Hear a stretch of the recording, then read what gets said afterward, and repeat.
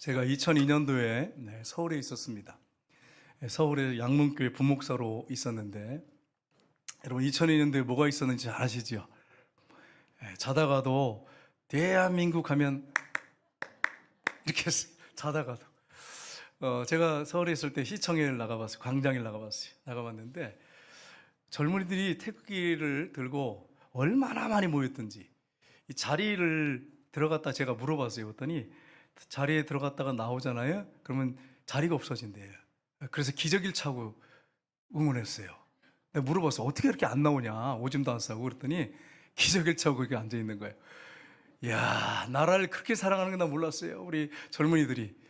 다른 나라의 그 축구 시합을 하는데 그걸 이겨야 되잖아요. 거기에서 이제 애국심이 발동한 거예요. 그래가지고 그냥 전부 나와가지고 하는데 너무너무 보기가 좋더라고요. 막 대한민국 사람이라는 게 막 가슴이 뿌듯하고 막 얼마나 긍지가 느껴지는지. 제가 근데 그때 티코를 타고 다녔는데 이제 집사람이 옆에 타고 아이들 둘이 타고 있는데 가다가 차가 막혔는데 티코를 갖다가 청년들이 막 와서 이겼거든. 그때 대한민국 그러면서 흔드는데 차가 그렇게 흔들리는 난 처음 봤어. 티코가 야 이렇게 약한 거구나 이런 그때 처음 알았어요. 그런데 기분 나쁘지 않더라고요. 흔들어도 차를. 왜냐하면 막 이기니까 얼마나 감사해. 여러분, 이 축구라고 하는 이 공 하나 가지고도 우리나라 국민이 하나 되는데, 정말 우리가 예수 믿는다고 하면서 정말 우리가 나라를 정말 사랑하는지, 하나님을 사랑하는지, 우리가 애국자인지, 그런 부분들을 우리가 오늘 말씀을 통해서 살펴보면서 우리 신앙을 좀 점검해 왔으면 참 좋겠습니다. 오늘 본문에 보면 느헤미야라고 하는 사람이 나오는데, 이분은 유대인 2세입니다. 할아버지 때 포로로 끌려가가지고 거기서 태어나가지고 있었는데, 예루살렘에 큰 어려움과 고통이 있다고 하는, 성이 무너지고 이 성문이 다 불태워졌다고 하는 얘기를 듣고 통곡하면서 금식하면서 하나님 앞에 나라 민족을 위해서 기도하는 그런 느헤미야의 모습이 오늘 본문에 기록이 되어 있습니다. 오늘 이 느헤미야를 통해서 우리에게 주시는 교훈을, 우리가 영적 교훈을 살펴보기로 합니다. 첫 번째는 우리가 나라를 사랑해야 됩니다. 오늘 본문에 보면 이 느헤미야라고 하는 사람은 하가라의 아들이라고 되어 있습니다. 할아버지 때 바벨론에 포로로 끌려갔는데 그 다음에 바벨론이라고 하는 나라를 성경에는 번역될 때 메데 파사라고 되는데 페르시아입니다. 페르시아가 이제 바벨론을 점령합니다. 그러면서 아닥사스다 왕이 되었을 때 이 느헤미야는 뭐했냐면 술 따르는 관원이었습니다. 여러분, 술 따르는 관원하면 우습게 보실 수 있는데 그렇지 않습니다. 먼저 왕이 먹는 음식을 먼저 맛을 봐야 돼요. 독사라는 경우가 너무 많기 때문에 먼저 술 맛을 봐야 돼요. 그래서 독이 들어가지 않는지. 우리나라도 여러분, 왕이 먹는 음식은 꼭 상궁들이 모여서 음식을 먼저 먹습니다. 상궁들이 많잖아요. 근데 여러분, 누가 제일 먼저 그 음식을 상궁 중에서 먹는지 아세요? 나이가 제일 많은 상궁이 먹습니다. 그 젊은 상궁들을 배려한 거죠. 혹시라도 이제 독이 들어있으면 연세 드신 분이 먼저 이렇게 가는, 그게 좀 이렇게 안 좋은 것 같은데 연세 드신 이 상궁들이 굉장히 배려한 거예요. 젊은 사람들. 그래서 먼저 나이가 제일 많은 상궁이 그 왕이 먹는 음식을 먼저 맛을 봤습니다. 독이 들었는지 안 들었는지. 그런 일을 했던 사람이 바로 느헤미야입니다. 그러니까 왕이 굉장히 심의했던 사람이에요. 근데 그는 유대인입니다. 유대식 교육을 받아서 나라를 너무너무 사랑했어요. 그래서 그가 하나님 앞에 오늘 본문에 보면 기도하는 내용이 나오는데, 성이 다 무너지고 다 포로로 끌려가고 그 백성들은 절망 가운데 있고 성문은 다 불타서 없어지고 얼마나 절망적입니까? 이 소식을 듣습니다. 그래서 오늘 본문에 보면 3절 4절을 보시면 이렇게 되어 있습니다. 같이 읽겠습니다. 그들이 내게 이르되 살아면하고 남아있는 자들이 그 지방 거기서 큰 환난을 당하고 능욕을 받으며 예루살렘 성은 허물어지고 성문들은 불탔다 하는지라 내가 이 말을 듣고 앉아서 울고 수일 동안 슬퍼하며 하늘의 하나님 앞에 금식하며 기도하여. 아멘. 여러분, 정말 우리에게도 나라를 위한 이런 애통함과 이렇게 하나님 앞에 나라를 위해서 금식하면서 기도하는 그런 마음이 우리 가운데 있느냐 하는 것입니다. 우리가 6.25를 맞이해서 전쟁 때 부산까지 완전히 밀렸죠. 그때 부산의 교회에서 목사님들이 한 주간을 금식하면서 나라를 위해서 기도했습니다. 근데 그게 이어져서 21일간을 금식하면서 기도했어요. 또 성도들이 모여서 하나님 앞에 눈물로 금식하면서 기도했어요. 그리고 이 나라가 회복이 됐습니다. 정말 여러분, 크리스찬들은 애국자 할 수밖에 없어요. 성경에 보시면 아시겠지만 크리스찬들이 애국자가 아니라면 그건 거짓말이에요. 진짜 예수 잘 믿는 사람들은 애국자가 될 수밖에 없어요. 왜냐하면 하나님이 나라를 세우셨는데, 나라를 사랑하시는데 우리가 어떻게 나라를 함부로 할 수 있겠어요? 우리는 나라를 사랑하는 크리스찬들이 되어야 된다고 하는 것을 잊지 말아야 됩니다. 성경에 보시면 모세가 이스라엘 백성들을 인도해가지고 시내산에 도착을 합니다. 거기서 그가 십계명을 받으러 산에 올라갑니다. 근데 이스라엘 백성들은 40일 동안 아무것도 먹지 않고 모세가 내려오지 않으니까 금송아지를 만들어가지고 이것이 애굽에서 인도한 여호라 그러면서 금송아지를 여호와 하나님처럼 생겼어요. 하나님께서 그 사실을 알고 분노하셨습니다. 어떻게 금송아지가 하나님의 창조주가 어떻게 피조물인 금송아지가 될 수 있냔 말이에요. 송아지가 될 수 있냔 말이에요. 그래서 하나님이 모세에게 뭐라고 하십니까? 내가 이스라엘 백성들을 다 멸해버리고 너를 통해서 새로운 민족을 세우겠다, 이렇게 말씀하세요. 그때 모세가 어떻게 기도합니까? 하나님 앞에 간절하게 자기 동족 민족을 위해서 기도합니다. 출애굽기 32장 31절을 보시면 같이 읽겠습니다. 모세가 여호와께로 다시 나가 여짜오되 슬프도소이다. 이 백성이 자기들을 위하여 금실을 만들어 싸우니 큰 죄를 범하였나이다. 그러나 이제 그들의 죄를 사하여 주옵소서. 그렇지 아니하여 오시면 원하건대 주께서 기록하신 책에서 내 이름을 치워버려 주옵소서. 아멘. 천국에 하나님의 생명책이 있습니다. 천국 들어간 생명책이 있는데 하나님 내 이름을 지워주십시오. 내 동족을 살려주실 수만 있다면 저는 제 이름이 천국의 생명책에서 지워져도 괜찮습니다. 쉽게 말하면 지옥에 가도 괜찮습니다. 이런 말이에요. 내 동족을 살려주십시오. 용서해 주십시오. 이렇게 기도하는 거예요. 하나님 이 기도를 받으셔서 이스라엘 백성들을 용서하십니다. 자기가 지옥에 들어가도 좋다는 거예요. 내 백성만 살릴 수 있다면 하나님 그렇게 해주십시오. 여러분, 그렇습니다. 예수 믿는 사람들은 정말, 하나님의 백성들은, 목회자들은, 우리 중직자 장로님들은 나라를 사랑하지. 나라를 사랑하지 않으면 안 돼. 성경의 모든 인물들이 나라 사랑하는 인물들이었지, 나라를 배신하고 그리고 나라에 대해서 해를 주는 그런 지도자들은 하나도 없었어요. 나라를 사랑하셔야 돼. 성경에 보시면 에스더서에 보면 이스라엘 백성들이 하만이라고 하는 그 국무총리죠. 그가 이스라엘 백성들을 다 멸하려고, 속고기로 있었으니까 멸하려고 괴계를 썼습니다. 그런데 어떻게 합니까? 금식하면서 에서와 그 수산성 근처에 있는 모든 이스라엘 백성들이 하나님 앞에 금식하면서, 금식인데 어느 수준이냐면 아무것도 먹지 않는, 물도 마시지 않는 3일 동안을 그렇게 하나님 앞에 기도하는 모습이 나옵니다. 에스더서 4장 16절을 보시면 같이 읽겠습니다. 당신은 가서 수산에 있는 유대인들을 다 모으고 나를 위하여 금식하되 밤낮 3일을 먹지도 말고 마시도 마소서. 나도 나의 시녀들과 더불어 이렇게 금식한 후에 규례를 어기고 왕에게 나가르니 죽으면 죽으리다 하니라. 아멘. 3일 밤낮을 먹지도 않고 마시지도 않고 내가 기도하고 하나님 앞에 기도하고 왕 앞에 나가겠습니다. 그 당시에 왕 앞에 그냥 왕이 부르지 않는데, 호출을 하지 않는데 나가면 죽습니다. 그냥 보자기로 얼굴을 쏴서 데려가서 죽여버립니다. 왜냐하면 하도, 여러분 아시지만, 고대사 아시겠지만 역모가 많았어요. 왕을 암살하는 계획들이 너무 많았기 때문에 왕의 허락이 떨어져야 돼. 근데 금식 기도하고 내가 나가서 우리나라 살려달라고 그렇게 부탁하겠습니다. 에스더가 그렇게 하고 나갔어요. 그리고서 나라를 살렸어요. 하나님의 은혜지요. 그리고 여러분, 성경에 보시면, 로마서에 보면 사도 바울이 자기 동족이 구원받을 수 있다면 이렇게 하면서 하나님 앞에 기도하죠. 로마서 9장 3절에 보시면 같이 읽겠습니다. 나의 형제 곧 고륙 친척을 위하여 내 자신이 저주를 받아 그리스도에게서 끊어질지라도 원하는 바로다. 아멘. 나의 형제 고륙 친척이 구원을 받을 수만 있다면, 내가 하나님 앞에 저주를 받아서 그리스도에게서 끊어질지라도 나는 그걸 원합니다. 얼마나 동족을 사랑하는지 여러분 보세요. 이 성경에 보면 제가 지금 몇 사람만 예를 들었는데 정말로 나라를 사랑했어요. 정말 예수 믿는 사람들은 나라를 사랑하지 않으면 안 돼요. 정말 나라를 사랑해야 됩니다. 진정한 그리스도는 나라를 사랑합니다. 이걸 여러분이 잊지 마셔야 됩니다.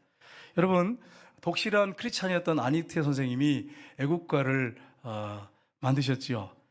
제가 초등학교 때 부를 때는 하나님이 이렇게 돼 있어요. 제가 초등학교 때.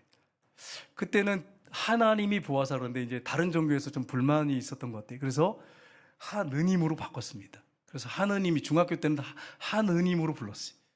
원래는 하나님이 보아서 이렇게 돼 있어요. 제가 초등학교 때 계속 부를 때 하나님으로 기억이 있잖아요. 하나님이라고 불렀거든요. 그다음 이제 하느님으로 이렇게 부르게 됐는데, 여러분 우리 크리스찬들이 외국에 나간다든지 아니면 이민 간다든지 잊지 말아야 될 게 두 가지가 있어요. 그게 뭐냐면 태극기입니다. 6.25 때나 일제시대 때 우리 수많은 우리 동족이, 우리 조상들이, 우리 선배들이 태극기를 가슴에 품고 순교했어요. 6.25 때도 마찬가지.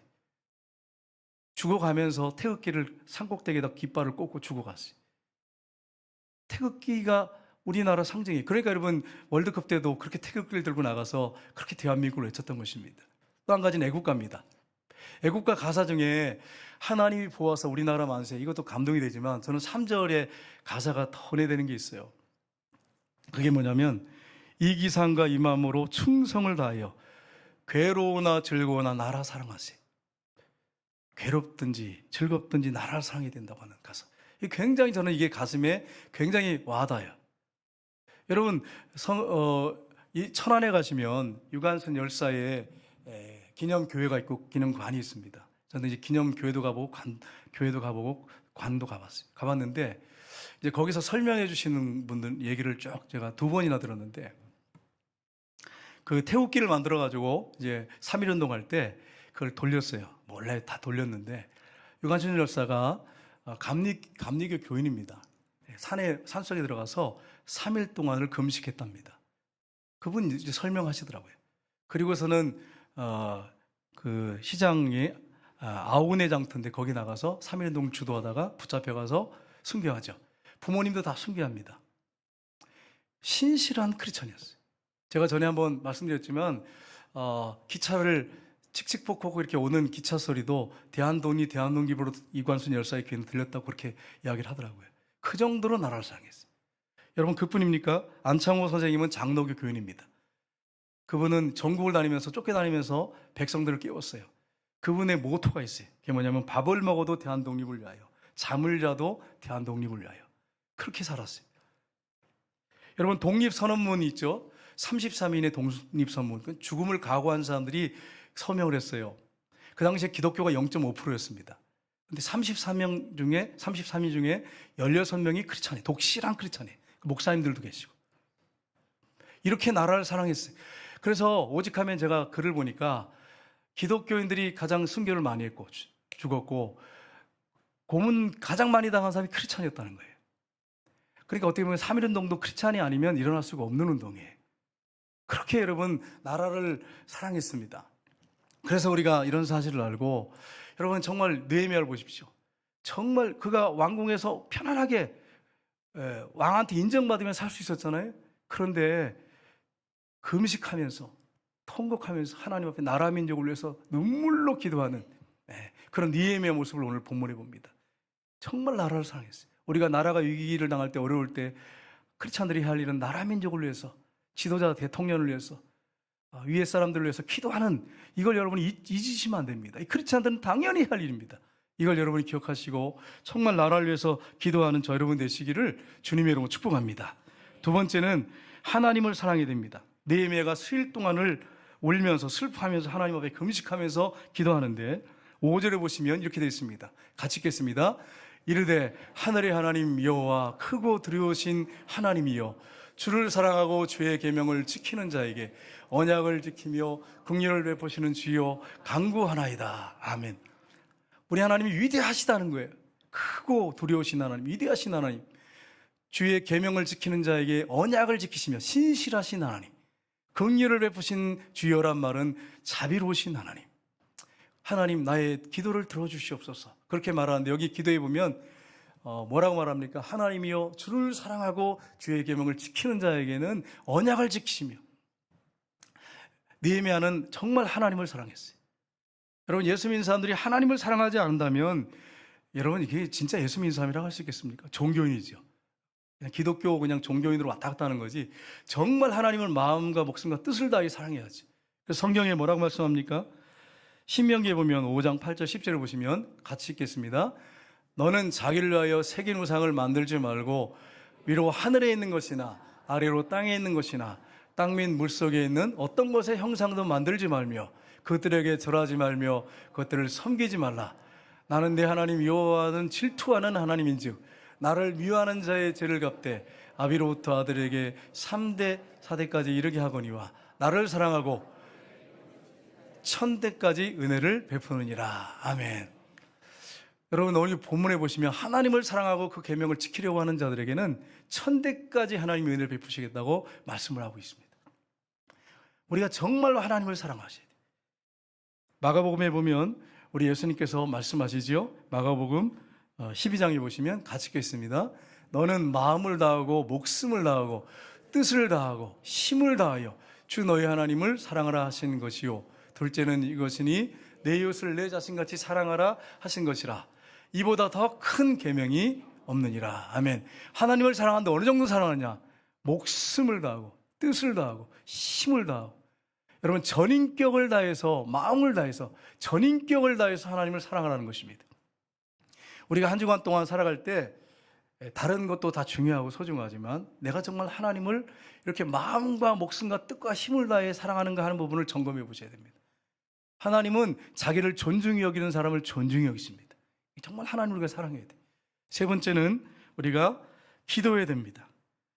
기도해야 되는데 기도의 방법을 알아야 되지 않습니까? 기도의 방법을 알아야 되는데 첫째는 기도의 대상을 알아야 됩니다. 오늘 본문에 보면 기도하는데 느헤미야가 기도의 대상을 분명히 알고 기도하고 있습니다. 오늘 말씀을 한번 보겠습니다. 5절 보겠습니다. 같이 읽겠습니다.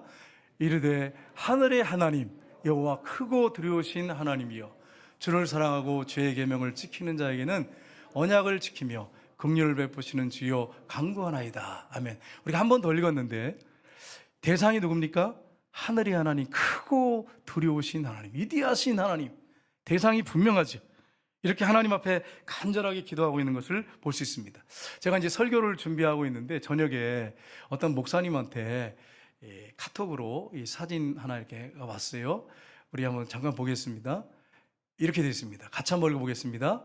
기도하면서 걷다 보면 어느덧 내가 함정도 지뢰밭도 무사히 지나갔음을 알게 됩니다.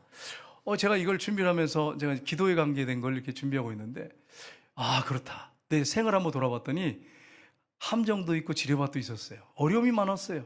그런데 기도하는 가운데 그것을 무사히 지날 수가 있었어요. 누가 그렇게 도우셨습니까?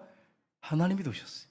여러분의 일생을 살 때 두려워할 이유가 없어요. 우리에게 함정도 있고 지뢰밭도 있습니다. 고난과 고통이 있습니다. 예수 믿어도 어려움이 있습니다. 그러나 기억할 것은 기도하면서 걷는 자에게는 그것을 무사히 건널 수 있도록 우리 하나님이 도우시고 인도하신다고 하는 것, 결국 여러분 그 길을 통과한다고 하는 것을 여러분 기억하시고 기도하며 나가시기를 주님의 이름으로 축복합니다.